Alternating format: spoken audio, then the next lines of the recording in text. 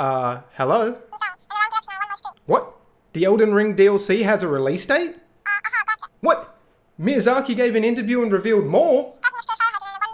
It's gonna be the biggest DLC to date! Yeah, I'm gonna have to call you back. Hello everyone, hope you're having a wonderful day, and today is a very, very special day, because after being blueballed for more than 2 years, Elden Ring DLC finally has a release date. It's gonna feel so good. Finally blowing our load all over this beautiful game come June 21st.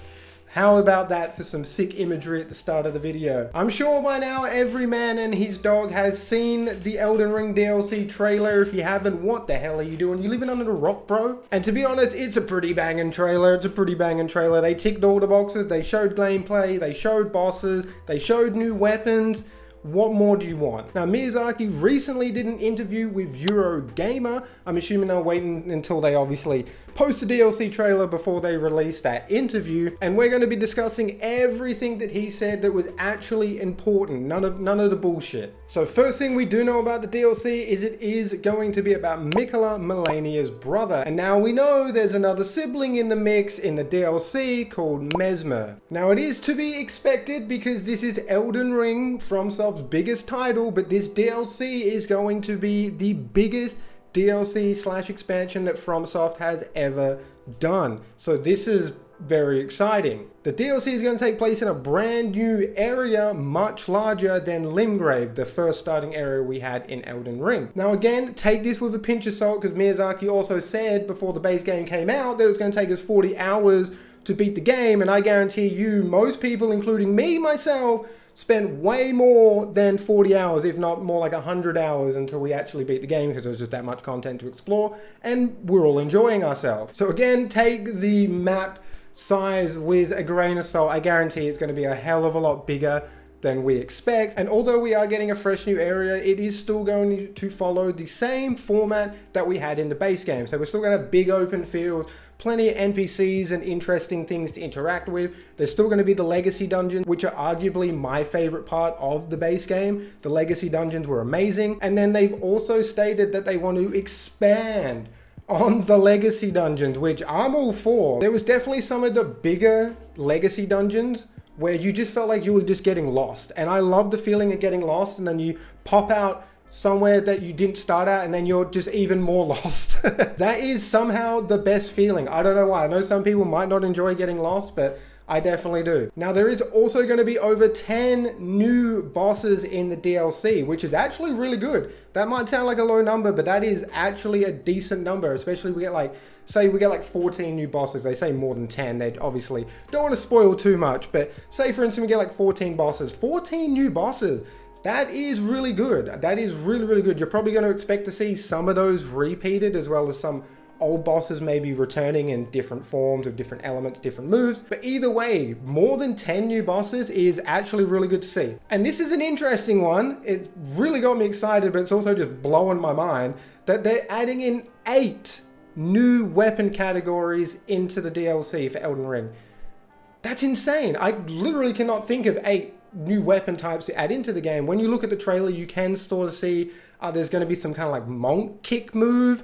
I'm not sure if that's like a fist weapon or if it's an Ash of War. They're definitely like a new shield. There's some, there's a big katana now. So I'm assuming they're the new weapon type. Even my little noodle can't comprehend them adding in 8 new weapon categories. That's going to be a lot of fun to play and test out, and also trying to set up new builds with these new weapon categories. Now, of course, EuroGamer did ask how hard is the DLC going to be. I think that's everybody's kind of like question in the back of their head. How hard is this DLC going to be? Because Fromsoft is very notorious for just cranking that difficulty up in their DLCs. And they did state that why it probably isn't going to maybe be a jump in difficulty, it is going to be as difficult as Elden Ring's endgame. So when I think of Elden Ring's endgame, what bosses do I think of? Well, I think of like Malekith, Horalux, Radagon, Malenia, I would probably put Rykard there, maybe. The big dragon Fortisax, I think his name is, the one where you lay in the coffin, you go to his Colosseum or whatever. Those are the bosses I think of when I hear Elden Ring Endgame.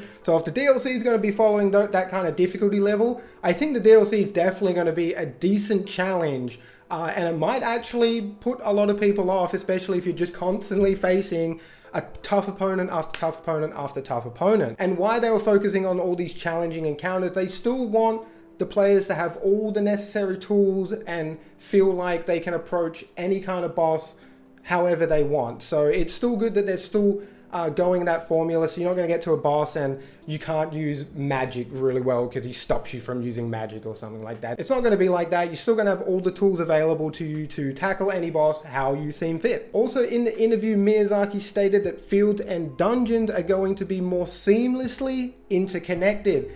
This really excites me because it goes back to what I was saying before, where I like going through a dungeon, you get lost, you find some cool shit, you beat a boss, you pop out on the other side, and now you're greeted with like a big ass pretty view and you're even more lost on where you are. And Miyazaki also stated, I'm just going to read this word for word, we wanted to go more in depth and bring a denser and richer level design, which brings these types of layouts together a little more seamlessly. There of course will be large open areas, there of course will be legacy dungeons, but we've also experimented with something a little more in between these as well to bring a more diverse gameplay experience. Don't know what the fuck this is, but it sounds very cool and I'm very excited to see what Fromsoft has actually been cooking up. What is this in between open area dungeon that they're kind of teasing here in this interview?